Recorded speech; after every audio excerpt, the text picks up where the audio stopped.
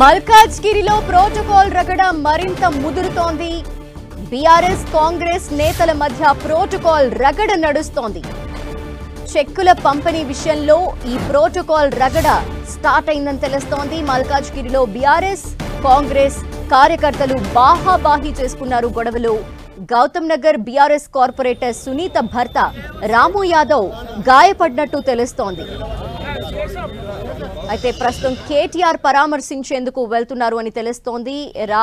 రాము యాదవ్ ని పరామర్శించబోతున్నారు మాజీ మంత్రి తలసాని. అక్కడికి వెళ్లే అవకాశాలు కనిపిస్తున్నాయి. మరిన్ని డీటెయిల్స్ మా ప్రతినిధి కరుణాకర్ అందిస్తారు. కరుణాకర్, ఈ ప్రోటోకాల్ రగడ నేపథ్యంలో అక్కడ పరిస్థితి ఏంటి?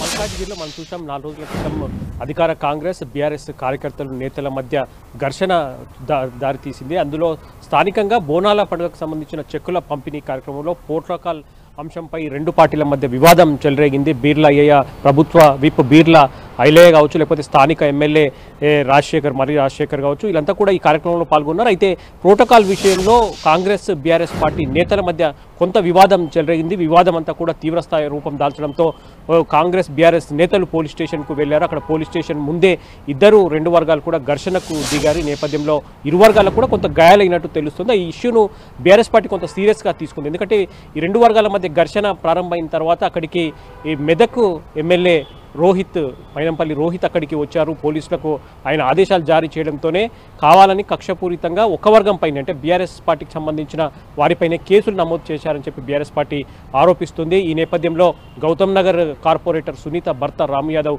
తీవ్రంగా గాయపడ్డారని చెప్పి బీఆర్ఎస్ పార్టీ ఆరోపిస్తుంది. మనం చూసాం, నిన్న బీఆర్ఎస్ వర్కింగ్ ప్రెసిడెంట్ కేటీఆర్ స్వయంగా రాము యాదవ్ను పరామర్శించారు. పోలీసులకైనా కేటీఆర్ వార్నింగ్ కూడా ఇచ్చారు. ఏకపక్షంగా పోలీసులు వ్యవహరిస్తున్నారు. ఈ అంశంపై డీజీపీ కూడా కంప్లైంట్ చేస్తాం, అవసరమైతే అసెంబ్లీలో కూడా ఈ అంశాన్ని లేవనెత్తుతాం. మళ్ళీ తాము అధికారంలోకి వచ్చిన తర్వాత ఎవరైతే పోలీసులు ఏకపక్షంగా వ్యవహరిస్తున్నారో వాళ్ళందరి సంగతి తేలుస్తామని చెప్పి కేటీఆర్ నిన్న సీరియస్గా వార్నింగ్ ఇచ్చిన పరిస్థితిని కూడా మనం చూస్తున్నాం. ఈరోజు ఎందుకంటే రాము యాదవ్ బీసీ సామాజిక వర్గానికి చెందిన నేత కావడంతో ఈరోజు బీసీ వర్గానికి, బీఆర్ఎస్ సంబంధించిన బీసీ వర్గం నేతలంతా కూడా అక్కడికి వెళ్తున్నారు. మరి కాసేపట్లో మండలి ప్రతిపక్ష నేత మధుసూదన్ చారి కావచ్చు, పద్మారావు గౌడ్ కావచ్చు, ఇటువంటి ముఖ్యమైన నేతలంతా కూడా రాము యాదవ్ను పరామర్శించేందుకు వెళ్తున్న పరిస్థితిని మనం చూస్తున్నాం. కాబట్టి మల్కాజ్గిరి ఈ యొక్క ప్రోటోకాల్ వివాదం కాస్త అధికార కాంగ్రెస్ బీఆర్ఎస్ పార్టీల మధ్య ఘర్షణతో పాటు వాగ్వాదానికి, మాటల యుద్ధానికి దారితీస్తున్న పరిస్థితిని మనం చూస్తున్నాం. బీఆర్ఎస్ పార్టీ ఈ అంశాన్ని సీరియస్గా తీసుకోవడంతో ఈ అంశంపై డీజీపీ కూడా కంప్లైంట్ చేసేందుకు బీఆర్ఎస్ పార్టీ సిద్ధమవుతున్న పరిస్థితిని మనం చూస్తున్నాం.